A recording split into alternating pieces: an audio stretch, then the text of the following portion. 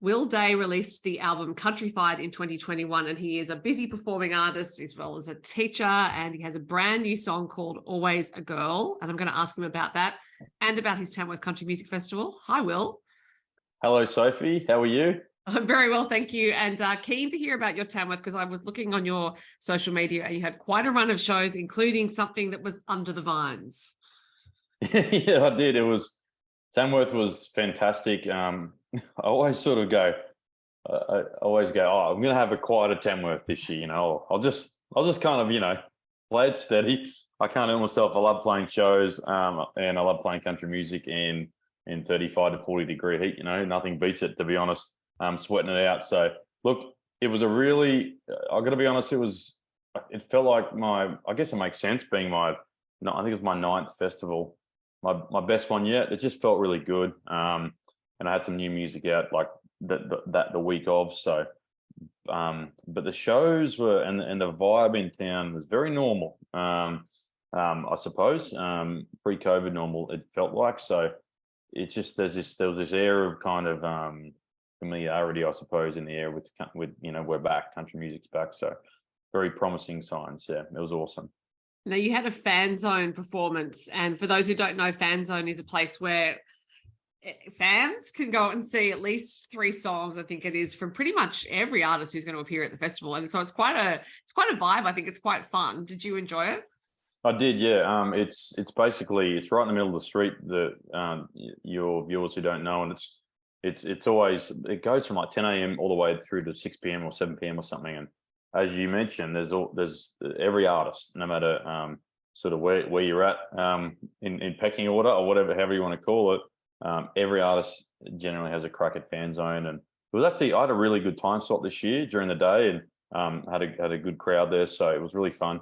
And I didn't mention Country Under the Vines. You did, but there was something under the vines, and it was a show we played at the Long Yard Hotel, which is one of Tamworth's, a well-known venue in Tamworth, out the back in the Gnu room, and was raising money for Ronald McDonald House, and I believe they raised close to $50,000. My first time being a part of the lineup. It was a full house. It was a very, very special day, very well-run day, and for such a great cause. It was a real eye-opener for me, actually, to see.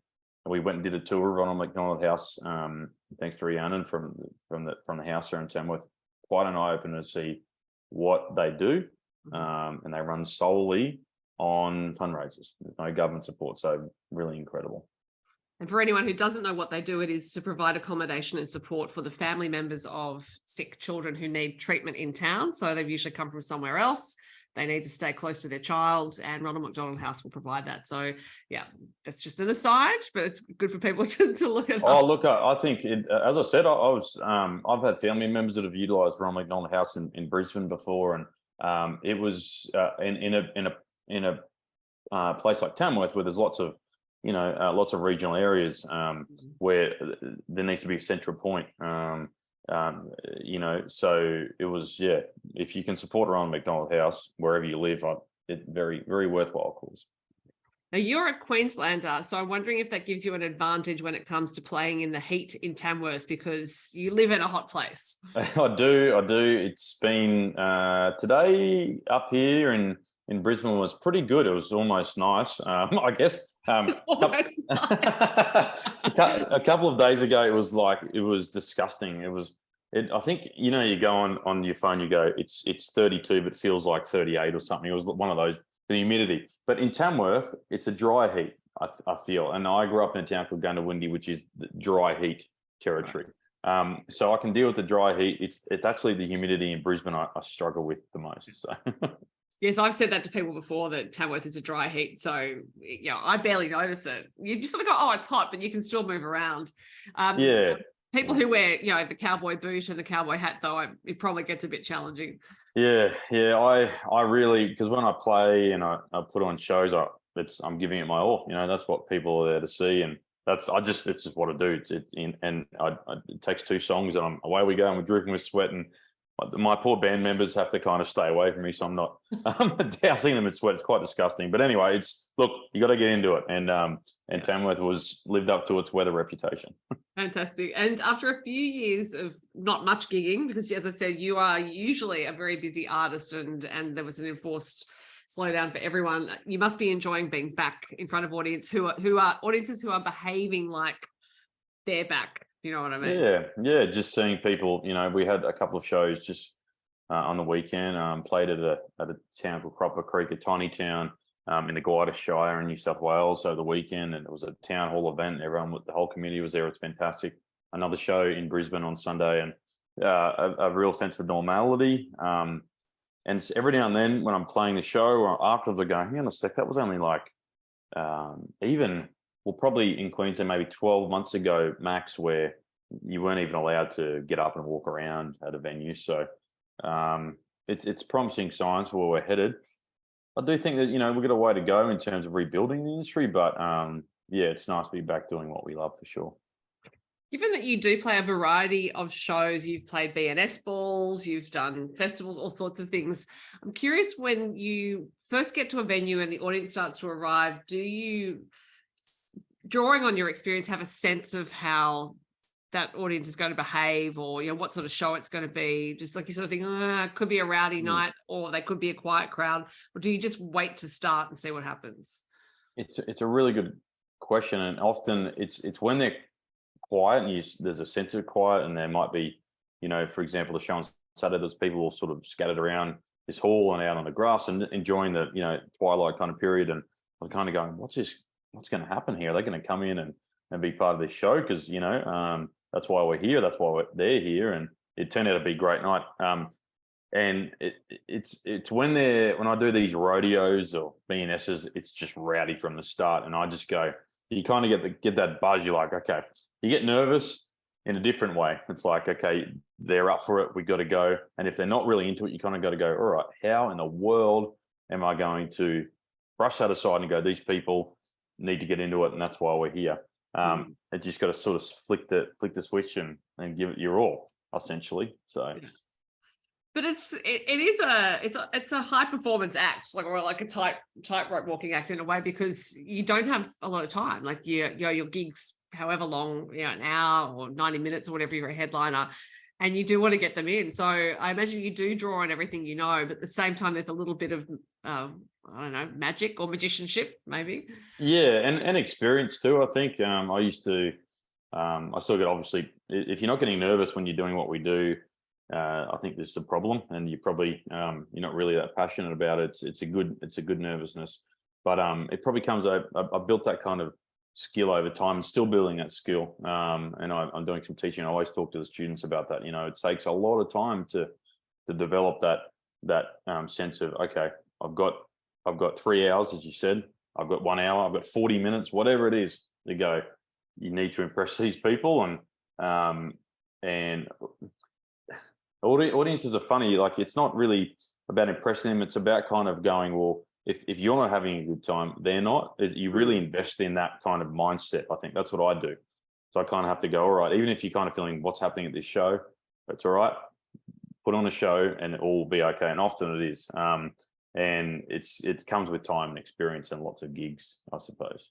Yeah. And I guess there's not a lot of room for self-doubt in that either, because if you start to doubt what's going on, because it's never going to be about the artist, really. Like, it's always about whatever's happening for these people in the room. But if you allow self-doubt to creep in, everything will deflate from that point.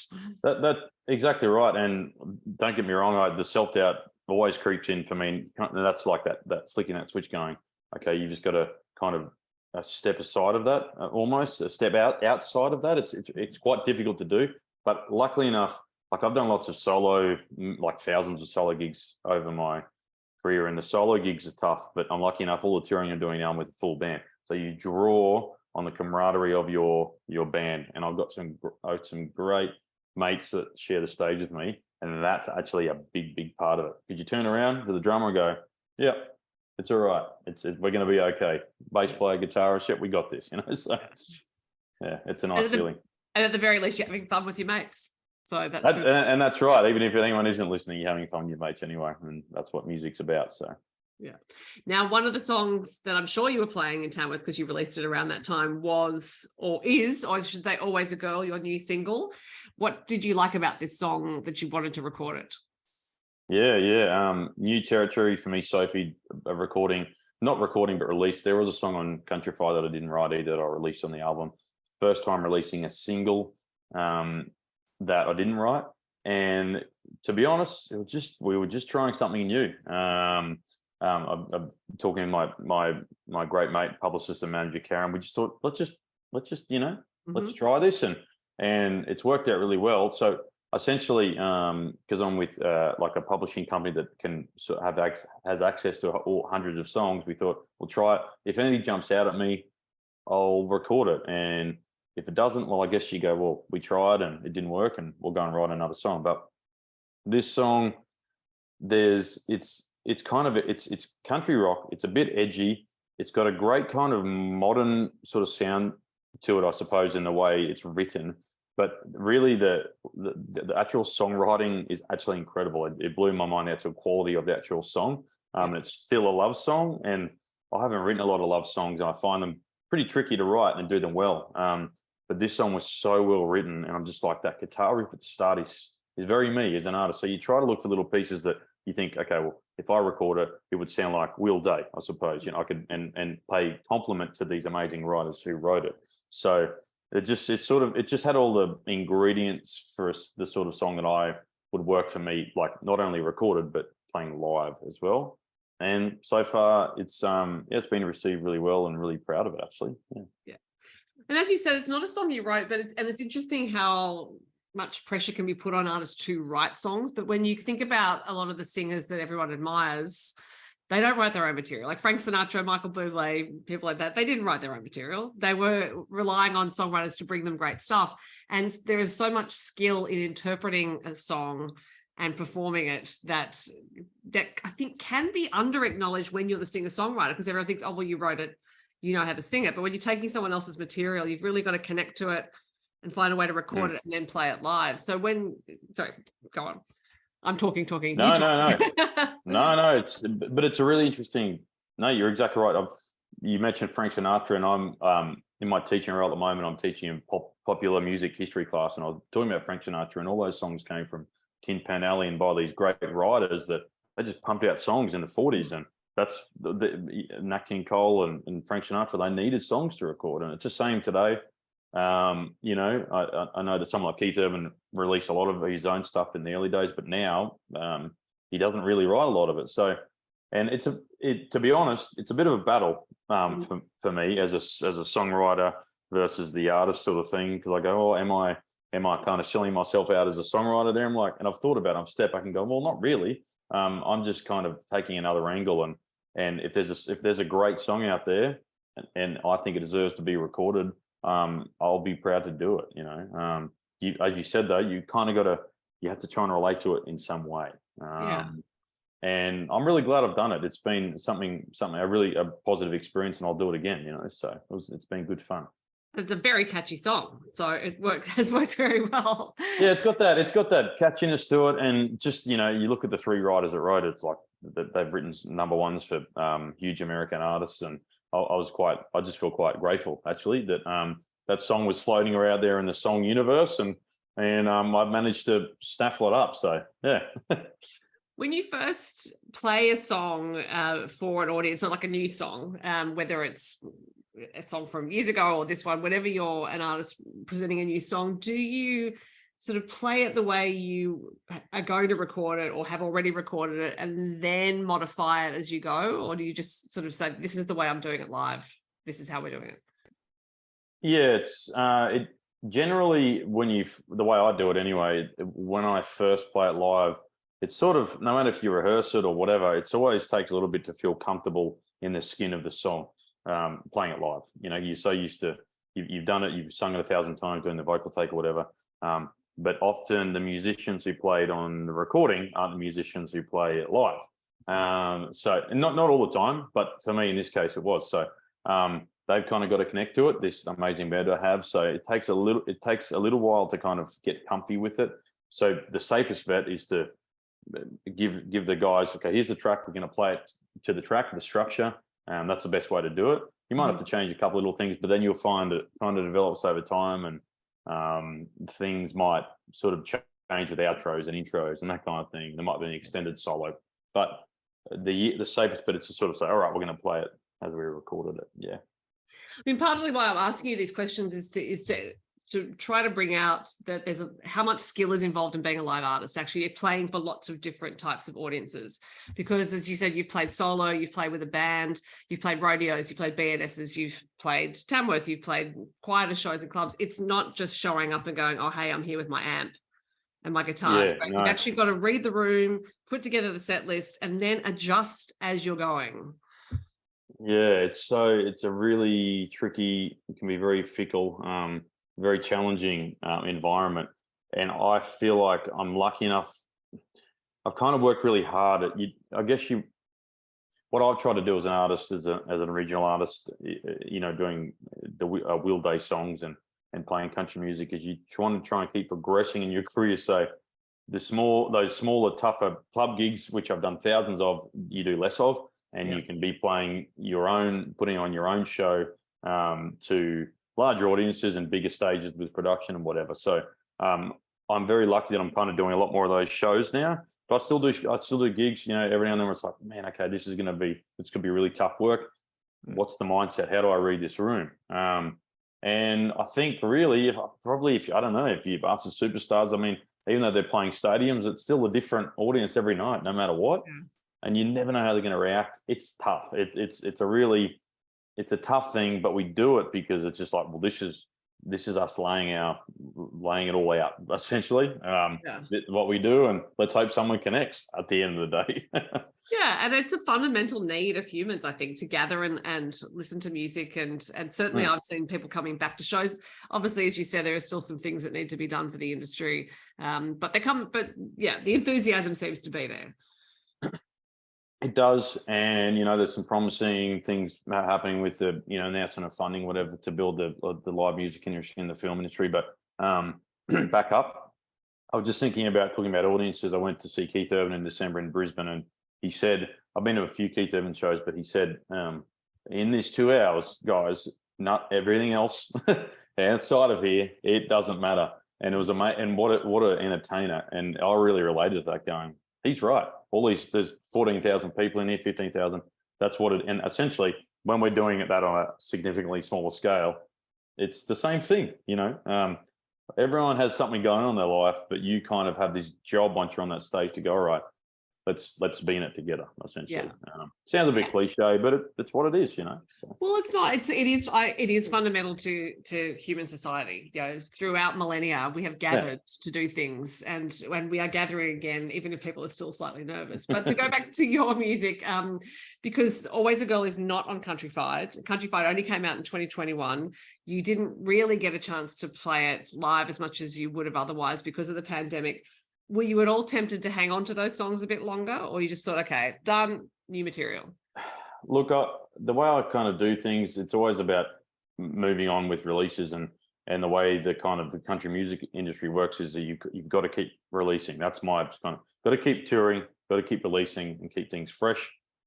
We very much live in a world of releasing singles, right? And I still think the album has its place. I'm so proud of Countryfied, glad I did that, and I'm hoping that Always a Girl will be off the next album. This will be the start of the next album. Hopefully next year is the goal. But no, it's just a matter of going, okay, that's kind of done that cycle. And well, the reality is I got I released five or six singles off Countryfied. So if you're getting 5 or 6 singles out of an album, which is half the album, you can't complain too much. So but it's always there. It's a body of work, and I know that it's something I can always have to promote, sell gigs, etc., and people to relate to as my first record.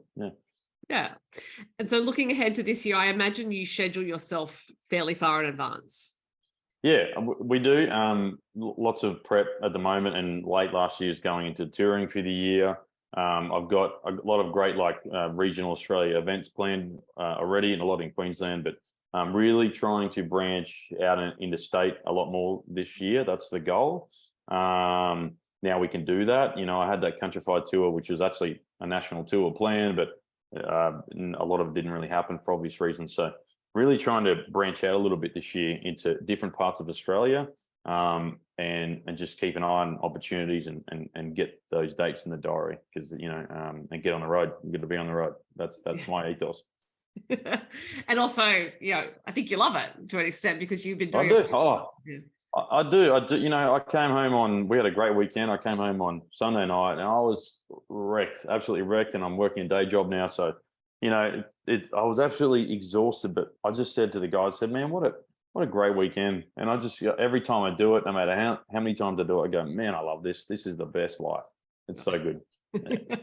Well, that is a great note to end on, I think, Will. The new single is Always a Girl. I'm sure I'll talk to you again when you have some new music. Have a fun few months till I talk to you again.